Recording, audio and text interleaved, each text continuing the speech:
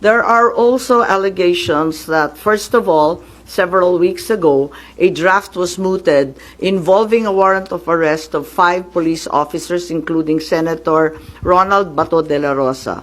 Of late, there has been a rumor, once again, that the Vice President will in fact be issued by the ICC a warrant immediately. So, alam natin na si VP Sara ay nandun sa listahan. Pero alam ko na nasa ibaba siya, no? Doon sa mga pinangalanan. Ngunit, ilang araw nakalipas, may mga report na siya na ang uunahin. Sorry, where did you get this information, ma'am? Nasusunod si VP Sara na arestuhin?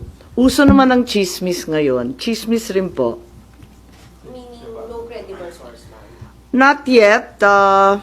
A few incredible sources, but nevertheless, we have to pay heed.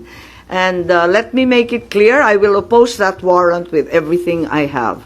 Foremost, the administration has said time and time again through the President himself that the ICC has no jurisdiction in the Philippines. Therefore, any warrant of arrest by the ICC cannot be enforced in this country for lack of jurisdiction.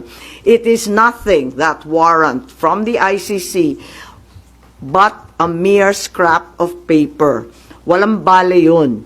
In addition, there's no basis for the Philippine government to cooperate with the Interpol in enforcing an ICC warrant. The mere fact that a void warrant is transmitted through Interpol does not make it less void, does not make it valid.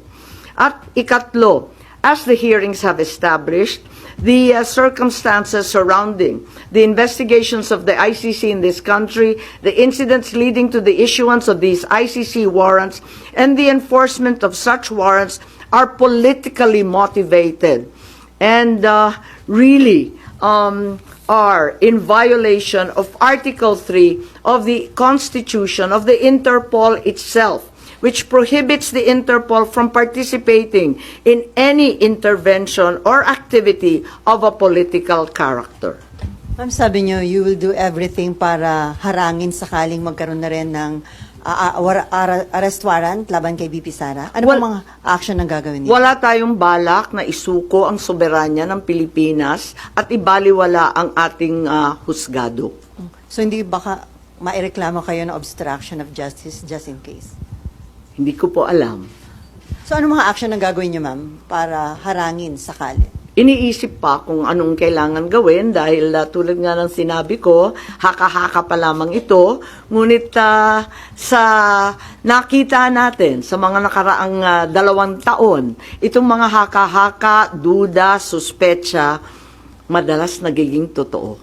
So may mga preparation na rin si VP Sara dyan sa chismis na natanggap niyo, ma'am? Marahil po.